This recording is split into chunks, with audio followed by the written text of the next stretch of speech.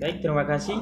Selamat siang untuk kita semua. Perkenalkan, nama saya Pak Sokila Ia dengan NIM 173304010244 semester 7 pagi audit A. Pertama-tama, terima kasih kepada Bapak Wilsa sebagai dosen pengampu mata kuliah akuntansi pajak yang telah memberikan kami kesempatan untuk memperbaiki nilai hasil UAS 2021.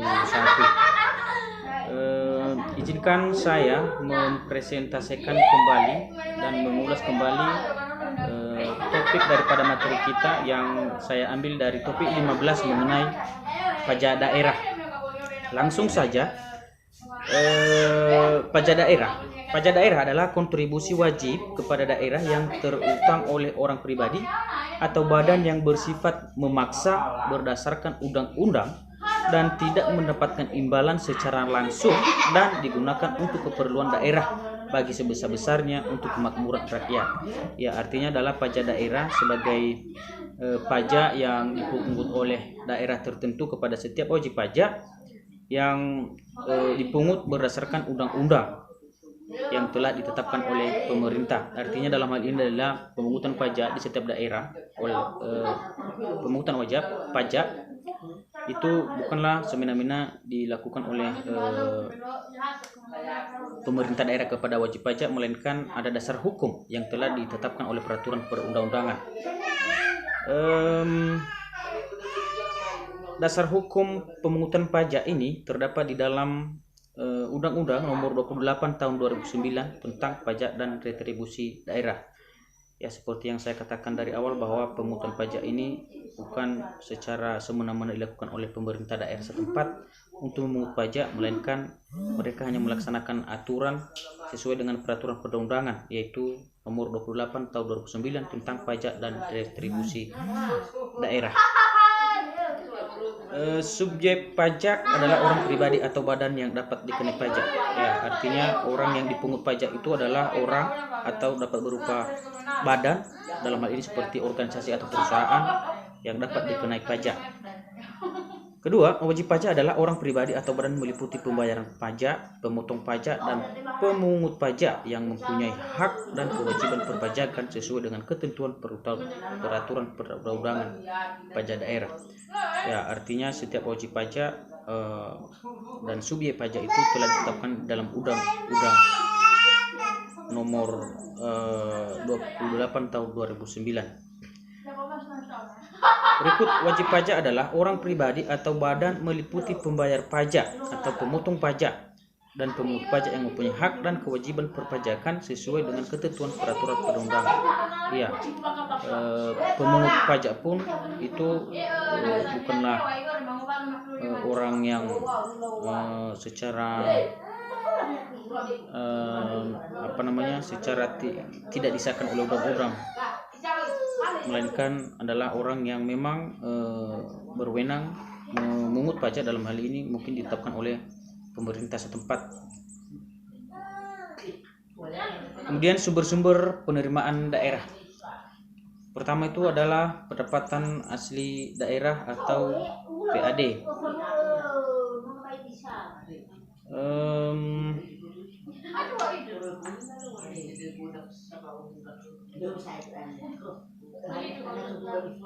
Pendapatan asli daerah atau PAD adalah pendapatan yang diperoleh daerah yang dipungut berdasarkan peraturan perundang-undangan. PAD bertujuan memberikan kewenangan kepada pemerintah daerah untuk mendanai pelaksanaan otonomi daerah sesuai dengan potensi daerah sebagai berwujud dalam desentralisasi. Kemudian yang kedua adalah dana perimbangan. Ketiga adalah bagi hasil pajak dan bukan pajak. Keempat, dana alokasi umum atau DAU. Berikut adalah dana alokasi khusus atau DAK. Kemudian pinjaman daerah atau pembiayaan, lain-lain, hibah dan dana darurat lainnya. Kita laju kepada jenis-jenis pajak daerah. Jenis pajak daerah terbagi di dalam dua kelompok, yaitu satu adalah pajak provinsi dan kedua adalah pajak kabupaten. Pajak provinsi meliputi itu adalah pajak kendaraan bermotor. Ya, pajak kendaraan bermotor adalah pajak atas kepemilikan dan atau penguasaan kendaraan bermotor. Ya, artinya adalah setiap kepemilikan daripada kendaraan bermotor dikenakan pajak oleh pihak pemerintahan provinsi. Kendaraan bermotor adalah semua kendaraan beroda beserta gandengannya yang digunakan di semua jenis jalan darat dan digerakkan oleh peralatan teknik berupa motor atau peralatan lainnya yang berfungsi untuk mengubah suatu sumber daya energi tertentu menjadi tenaga gerak kendaraan bermotor yang bersangkutan, termasuk alat-alat berat dan alat-alat besar yang dalam operasinya menggunakan roda dan motor dan tidak melekat secara permanen, serta kendaraan bermotor. Hal ini tertuang di dalam pasal 1 Undang-Undang Nomor 28 Tahun 2009. Artinya yang tergolong dalam kendaraan bermotor ini adalah semua jenis benda yang digerakkan oleh roda dan tidak melekat, ya. Seperti tadi dikatakan dapat berupa kendaraan bermotor atau alat-alat berat yang memang menggunakan roda sebagai alat penggerak. Kemudian tarif pajak kendaraan bermotor. Tarif pajak kendaraan bermotor pribadi menurut pasal 6 Undang-Undang Nomor 28 Tahun 2009 tentang pajak daerah dan retribusi daerah ditetapkan sebagai berikut. Pertama, untuk pemilikan kendaraan bermotor pertama paling rendah sebesar 1% dan paling tinggi sebesar 2%. Ya, kepemilikan kendaraan bermotor ini artinya adalah kepemilikan pertama sejak dibelinya dari toko atau dealer. Itulah kepemilikan kendaraan bermotor pertama. Kemudian tarif pajak ini dikenakan tarif sebesar 1% atau paling tinggi sebesar 2%. Artinya tarif pajak kendaraan bermotor untuk perolehan pertama sekali, tarif pajaknya dikenakan paling sedikit adalah 1% dan paling tingginya adalah 2%. Kedua, untuk kepemilikan kendaraan bermotor kedua dan seterusnya dikenakan tarif paling rendah 2%, ya, dan paling tinggi 10%. Ya, artinya kepemilikan kedua ini adalah ibaratnya setelah perolehan pertama dan pembeli pertama itu dijual kembali kepada pihak yang ingin membeli.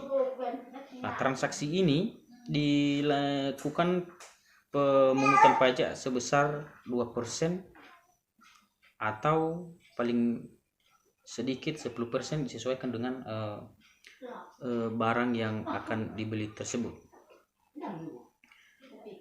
Kemudian kedua adalah bea balik nama kendaraan bermotor, ya.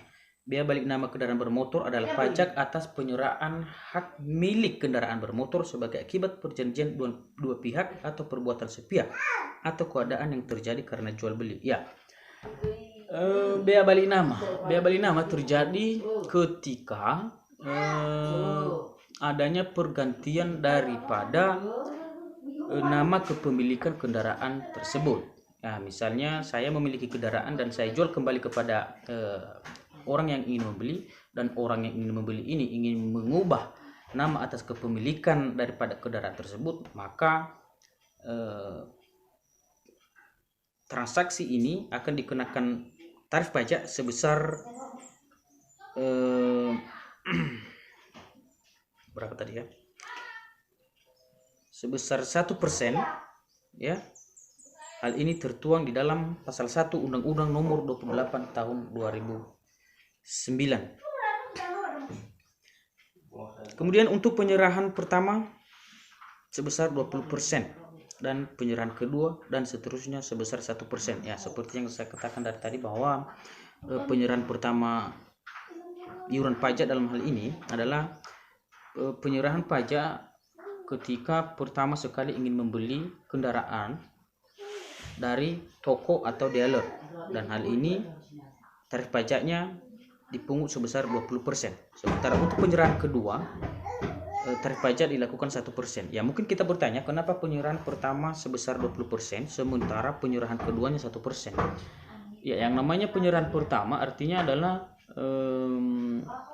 pembelian kendaraan di saat kendaraan tersebut masih baru, artinya belum pernah digunakan.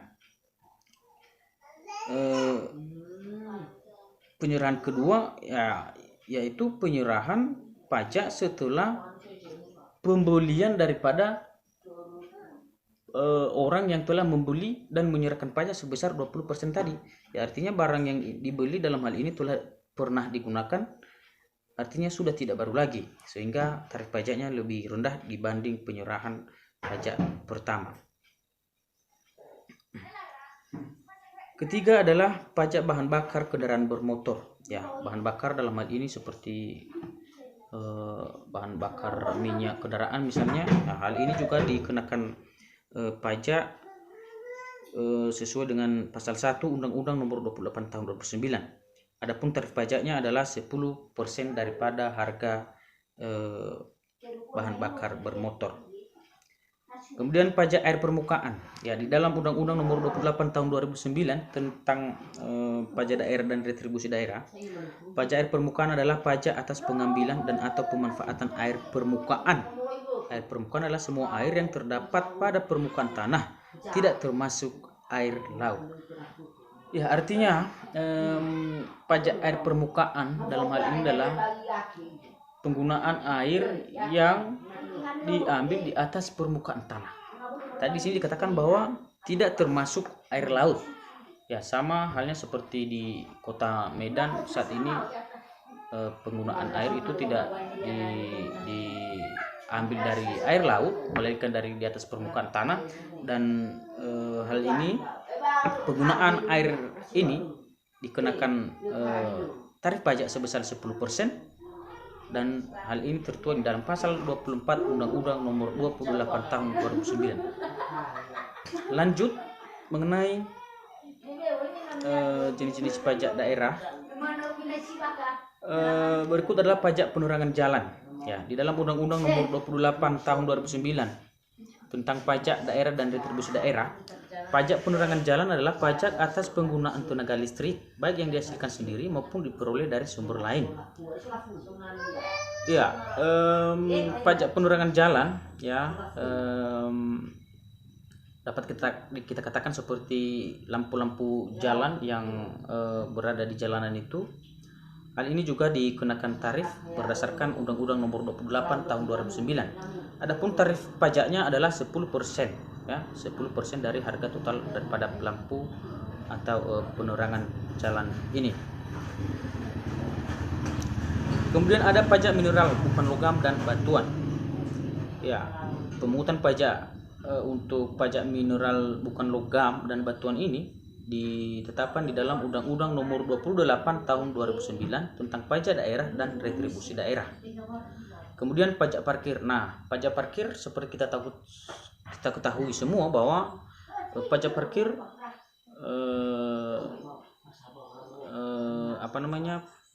kita telah mengetahui bersama parkir itu seperti apa. Ya, mungkin kita yang mempunyai kendaraan, kita setiap memarkir kendaraan kita dipungut yang namanya biaya parkir. Nah, di dalam biaya parkir ini telah disisihkan yang namanya pajak parkir sebesar 30%. Makanya kalau ada petugas parkir yang meminta biaya daripada parkir, ya kita jangan tidak mau memberikan biaya tersebut, karena sebenarnya para petugas parkir atau pengusaha dalam bidang parkir telah dipungut pajaknya sebesar 30%, dan hal ini tertuang di dalam Undang-Undang Nomor 28 Tahun 2009 pasal 65. Artinya pemungutan pajak daripada parkir ini tidaklah secara semena-mena dilakukan oleh petugas parkir atau pengusaha yang bergerak di bidang parkir. Kemudian ada pajak air tanah. Menurut Undang-Undang Nomor 28 Tahun 2009 tentang pajak daerah dan retribusi daerah, pajak air tanah adalah pajak atas pengambilan dan atau pemanfaatan air tanah. Air tanah air yang terdapat dalam lapisan tanah atau batuan di bawah permukaan tanah. Tarif pajak air tanah ditetapkan paling tinggi sebesar 20%. Ya, pemungutan pajak daripada pajak air tanah ini, seperti dikatakan sebelumnya, ini tidak termasuk daripada pajak air laut. Hal ini ditetapkan dalam pasal 70 Undang-Undang Nomor 28 Tahun 2009 dengan tarif pajaknya sebesar 20%. Kemudian pajak sarang burung walet. Ya, mungkin sebagian kita semua telah mengetahui apa itu pajak sarang burung walet. Di Kota Medan ini banyak itu yang namanya pengusaha-pengusaha burung walet dan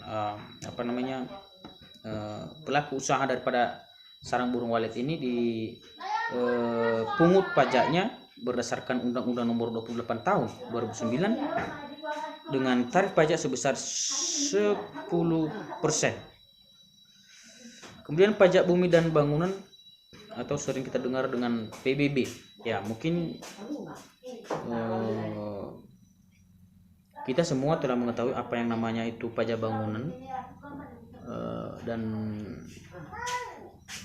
setiap kita masing-masing mungkin telah pernah mengalami kita ditagih yang namanya pajak bumi dan bangunan ini. Pajak ini dilakukan setiap sekali setahun. Artinya setiap wajib pajak dan bahkan semua sebenarnya ini dipungut pajaknya setiap sekali setahun. Kemudian biaya perolehan hak atas tanah dan bangunan. Biaya perolehan hak atas tanah dan bangunan adalah pajak atas perolehan hak atas tanah dan atau bangunan. Perolehan hak atas tanah dan atau bangunan adalah perbuatan atau peristiwa hukum yang mengakibatkan diperolehnya hak atas tanah dan atau bangunan oleh pribadi atau badan. Tarif biaya perolehan hak atas tanah dan bangunan ditetapkan paling tinggi sebesar 5%. Hal ini tertuang dalam pasal 88 Undang-Undang Nomor 28 Tahun 2009. Ya, biaya perolehan hak atas tanah, ya. Misalnya kita melakukan pembelian tanah, misalnya kita ingin membeli tanah atau bangunan, ya ini juga dikenakan tarif pajak sebesar 5%. Dan ini bukanlah hal yang dibuat-buat oleh pihak pemungut pajak, melainkan merupakan ketetapan dari peraturan pemerintah mengenai pajak. Kemudian prinsip-prinsip pajak daerah. Ya, prinsip-prinsip pajak daerah meliputi pertama itu prinsip keadilan atau equality. Artinya adalah pajak adil dan merata. Pajak dipungut sesuai dengan kemampuan dan penghasilan wajib pajak. Pajak adil dan merata artinya pajak bukan hanya dilakukan atau dipungut kepada pihak tertentu saja, melainkan semua orang, ya, semua masyarakat wajib dipungut pajaknya. Nah, itulah arti daripada prinsip keadilan. Yang kedua adalah prinsip kepastian atau certainty, yaitu pasti karena sifatnya memaksa berdasarkan undang-undang. Jika tidak dilaksanakan akan mendapatkan sanksi. Artinya adalah tidak ada setiap wajib pajak itu yang ditiadakan pajaknya. Ini semua artinya pasti. Artinya semua orang wajib melakukan pembayaran pajak. Apabila tidak melakukan pembayaran pajak maka akan dikenakan sanksi. Ketiga, prinsip kemudahan atau convenience, yaitu tidak menyulitkan dalam pembayaran pajak. Saat ini banyak tempat yang menyediakan jasa pembayaran pajak. Ya, artinya adalah upaya pemerintah dalam mempermudah pembayaran pajak.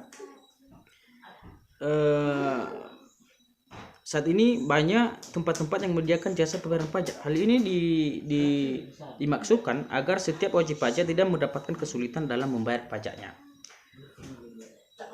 Kemudian prinsip efisiensi, yaitu biaya pemungutan pajak sehemat mungkin. Jangan sampai biaya pemungutan pajak lebih besar dari hasil pemungutan pajak. Ya, artinya adalah pemungutan pajak kepada wajib pajak dipungut berdasarkan penghasilan daripada setiap wajib pajak. Ya, janganlah sampai pajak yang dipungut lebih besar dibanding dengan penghasilan yang didapatkan oleh setiap wajib pajak. Artinya disesuaikan dengan penghasilan daripada setiap wajib pajak. Kemudian ada ciri-ciri pajak daerah. Pertama, sifatnya memaksa. Iya, memaksa karena bila tidak dibayarkan maka akan mendapatkan sanksi. Kemudian manfaatnya tidak dirasakan secara langsung. Ya, betul bahwa manfaat daripada pembayaran pajak ini tidaklah secara langsung diberikan kepada setiap wajib pajak, melainkan dialihkan kepada penggunaan tertentu, misalnya pemberian bantuan kepada terdampak musibah misalnya. Kemudian untuk membiayai pemerintah dan pembangunan daerah, ya betul bahwa pajak ini digunakan untuk membiayai pemerintah. Membiayai pemerintah ini seperti apa? Ya, misalnya ASN, ya gaji ASN ini sebagian diambil daripada pajak yang kita bayarkan. Kemudian bangunan daerah, misalnya pembangunan jalan misalnya. Ya, mungkin kita bertanya-tanya dari manalah pemerintah mengambil biaya daripada pembangunan jalan, misalnya pembangunan gedung-gedung pemerintahan, instansi pemerintah misalnya. Pajak adalah merupakan salah satu penyumbang terbesar daripada bangunan-bangunan yang dilakukan oleh pemerintah. Lanjut kepada asas-asas pajak daerah. Pertama adalah asas tempat tinggal. Maksud saya pertama adalah asas kebangsaan, yaitu pajak dipungut terhadap orang-orang berkebangsaan Indonesia. Ya betul bahwa pemungutan pajak dalam pemerintahan Indonesia itu dilakukan kepada masyarakat Indonesia, ya, bukan kepada warga negara lain. Tidaklah mungkin jika pemerintahan Indonesia melakukan pemungutan pajak kepada pihak lain, maksud saya warga negara lain. Ada pemerintahan mereka yang memungut pajak kepada mereka. Kemudian asas tempat tinggal. Pajak dipungut terhadap orang-orang yang bertempat tinggal di Indonesia. Ya betul bahwa pajak hanya dipungut kepada orang-orang yang memang tinggal di Indonesia. Orang Indonesia pun dia, kalau dia tidak bertempat tinggal di Indonesia, maka Indonesia, pemerintahan Indonesia tidak berhak untuk melakukan pemungutan pajak kepada orang tersebut. Kemudian asas sumber penghasilan, yaitu pajak dipungut berdasarkan sumber penghasilan. Ya, seperti tadi yang saya katakan dari awal bahwa pemungutan pajak itu dipungut berdasarkan sumber penghasilan. Tidaklah mungkin jika pemungutan pajak dilakukan lebih besar daripada hasil yang diperoleh oleh wajib pajak. Kemudian sistem pemungutan pajak. Sistem pemungutan pajak daerah dilakukan dengan self-assessment dan official assessment sebagaimana yang diatur di dalam peraturan pemerintah nomor 91 tahun 2010 tentang jenis pajak daerah yang dipungut berdasarkan ketetapan kepala daerah atau dibayar sendiri wajib pajak. Jenis-jenis pajak daerah self-assessment adalah sebagai berikut. Untuk pajak provinsi itu meliputi pajak bahan bakar kendaraan bermotor dan pajak rokok. Ya, artinya adalah untuk jenis pajak daerah self-assessment yang dipungut oleh pajak provinsi hanya meliputi pajak bahan bakar kendaraan bermotor dan pajak rokok. Kemudian untuk pajak daerah self-assessment untuk pajak kabupaten kota itu meliputi pajak restoran, pajak hiburan, pajak penerangan jalan, pajak mineral bukan logam dan batuan, pajak parkir, pajak sarang burung, dan bea perolehan hak atas tanah dan bangunan. Itulah dia pajak yang bersifat self-assessment yang dipungut oleh kabupaten kota. Kemudian jenis pajak daerah official assessment yang dipungut oleh pajak provinsi.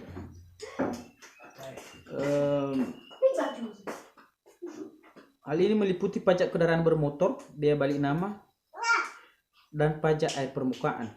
Adapun untuk pajak daerah official assessment yang dipungut oleh kabupaten kota itu meliputi pajak air tanah, pajak reklame, pajak bumi dan bangunan, dan perkotaan. Kemudian subjek pajak dan wajib pajak. Yang dimaksud dengan subjek pajak dalam pajak daerah ialah pihak atau orang yang mengeluarkan uang untuk dikenakan pajak. Ya, artinya itu dapat berupa saya pribadi, kita semua yang melakukan pembayaran pajak, yang mengeluarkan uang untuk membayar pajak, itulah subjek pajak. Kemudian wajib pajak adalah pihak orang yang mempunyai kewajiban untuk menyampaikan laporan perpajakan kepada pemerintah. Ya, wajib pajak adalah orang yang memang mempunyai kewajiban untuk menyampaikan laporan perpajakan kepada daerah. Artinya adalah subjek pajak dan wajib pajak adalah pribadi yang berbeda, yang dalam hal ini melakukan pembayaran pajak dan melakukan laporan, memberi laporan kepada pemerintah mengenai pemungutan pajak. Ya, jadi kira-kira sampai di situ presentasi saya mengenai pajak daerah. Kurang lebih saya ucapkan terima kasih dan selamat siang.